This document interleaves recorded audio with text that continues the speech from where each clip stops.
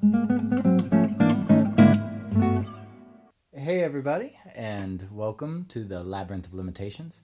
I'm Tom Eccles, and I'll be talking with you about Barry Harris's chromatic scale today.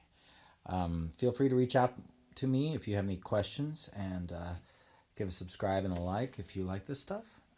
Definitely go check out things I learned from Barry Harris, and just anything about Barry Harris. He's brilliant. I mean, he's amazing. That's a big understatement. And these ideas are really, really fun. So, okay. The chromatic scale that we're talking about is not like this. It's not like that. It's more like this. And the way that works is systematic but organic. So, let's say I'm playing in the C major scale. That's a C major scale. So, and I have an idea that I want to develop in just a simple one. Here's a third. So,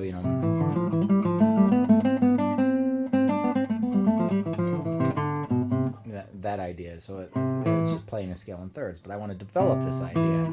So I just developed it. I developed it by filling in the space chromatically while keeping the feeling the same. So I'm filling in the space chromatically. Simple, easy, but relatively speaking. But then say I want to do that here. So now I have to do something a little more clever, because if I just go, it doesn't have the same rhythmic feel to do that. 1 and 2 bam. So 3, 4, 1 and 2 bam, 3, 4. That's not the same, but that is. That's more the idea.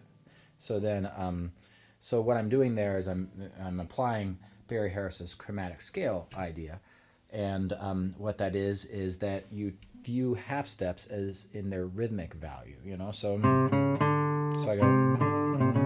I'm filling in the time with the half steps in between notes.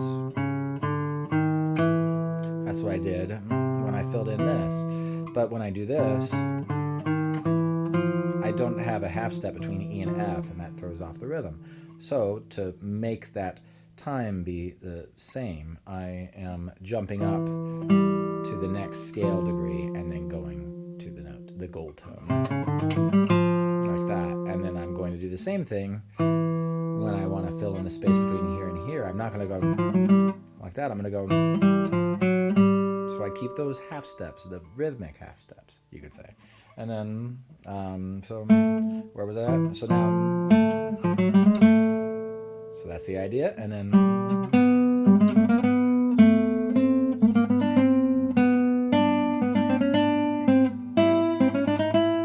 that's the idea. And I could do this up and down, and this is the concept. So I did that on the second page of this, I think. Yeah, so the document that I made for you guys that I might revise a bit from what I'm looking at, but that's the idea. So what we're going to do is look at a couple of things. So I guess on the second page there is also, so the full scale is...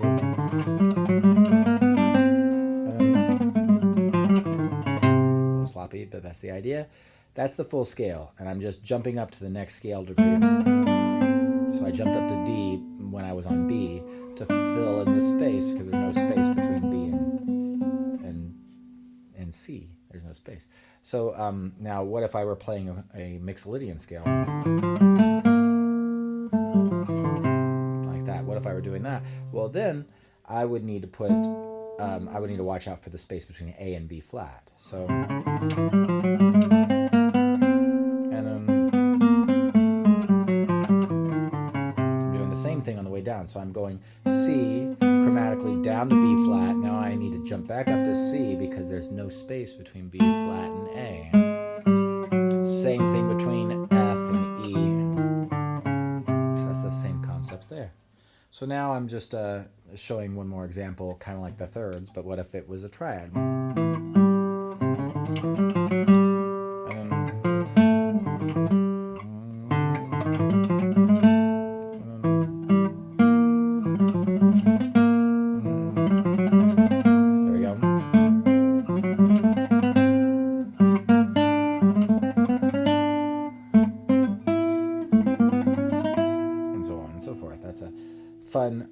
and it's just filling in a triad. In that case, I could do that for sevenths,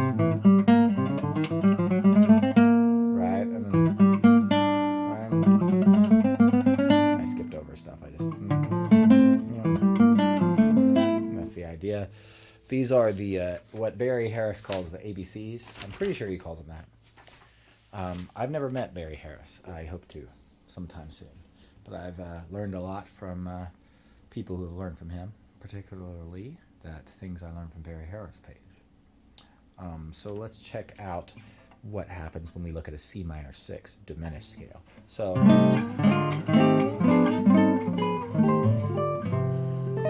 that's C minor 6 diminished, scales of chords, whatever you want to call it.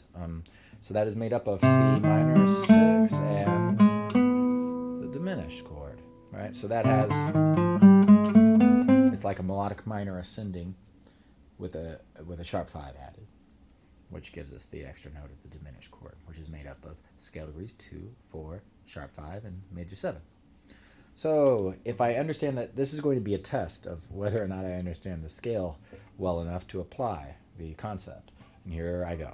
I have to jump up because there's no space between D and E flat, which is the third. Now here's where it gets tricky. I have to jump up to A, which is the scale note above G sharp. I have to jump up to B. See, because of this tricky. And that keeps me rhythmically landing on. See?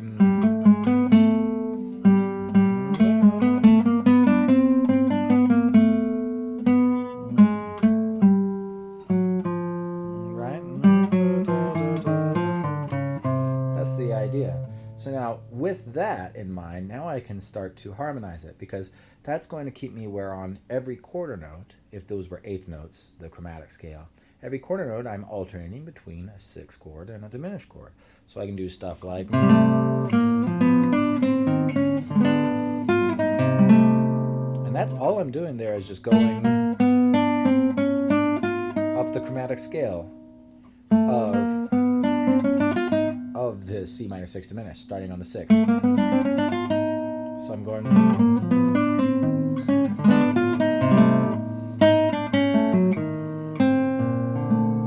that's kind of resolving as if that were a dominant chord. I was playing the 6 on the 5, C minor 6 over, right, and then B flat major to resolve. So that being said, so that was just harmonizing with chords. I could actually think a little contrapuntally, even accompanying the eighth notes, the in-between notes, the chromatic notes, with some arpeggiation, grabbing another note from whatever chord I'm on. If I'm on a minor 6, I'll grab another minor 6 note, and vice versa. This doesn't always sound amazing to my ears. It depends. So you kind of have to practice it and find how you like it. But it's pretty fun, I think. So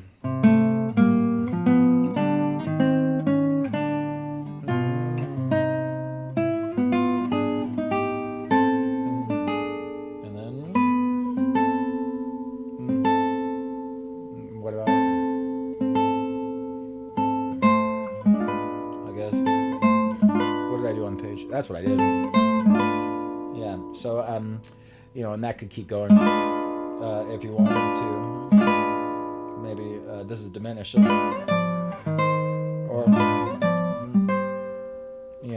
you can keep going with that idea. It's a fun little idea, a little bit challenging, but a good puzzle, and I think there's some real potential there. And then one where I'm just playing simpler accompaniment underneath and moving up the scale. One more, just giving some examples. So what does this one do? This is just going straight up. And then, right, and I could have kept going.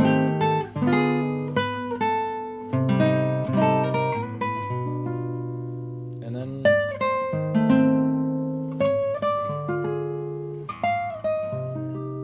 I could have done any of that stuff.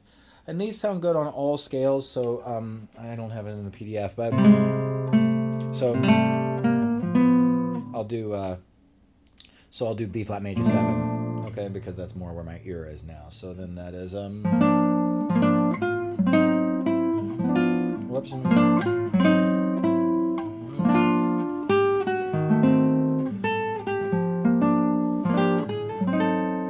then this is a major seventh, so I have to jump up and then.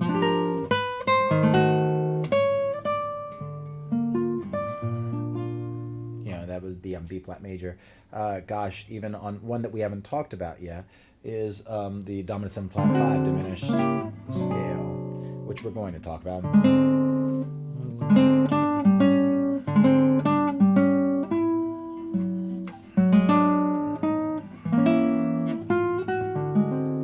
And that's over that. So you can apply it everywhere, and I'm going to get to that scale shortly. You can apply it all over the place. These, and they instantly sound like some pretty cool lines just by doing that. And you could start from any part of the scale, and just little bits, I think, go a long way. Well worth trying out. So I hope you found this shorter video fun, and people who are aware of this concept, I hope maybe some of those folks who kind of got a little something new out of applying it in this way. It's really rewarding. I've been having a lot of fun exploring it myself. So if you like this, please give it hit the like button and subscribe, and feel free to reach out to me, give a comment, or send me a message. I am available for lessons through Zoom, and I have in the video description, I have my email there. You can copy and paste, and because YouTube makes it kind of tricky to paste that in there. I don't know why. But thank you so much, and more to come. I've got a couple of videos I'm going to be releasing soon, because some fun ideas I've been exploring that I've already got PDFs for. Have a great weekend, everybody, and stay safe. Thank you.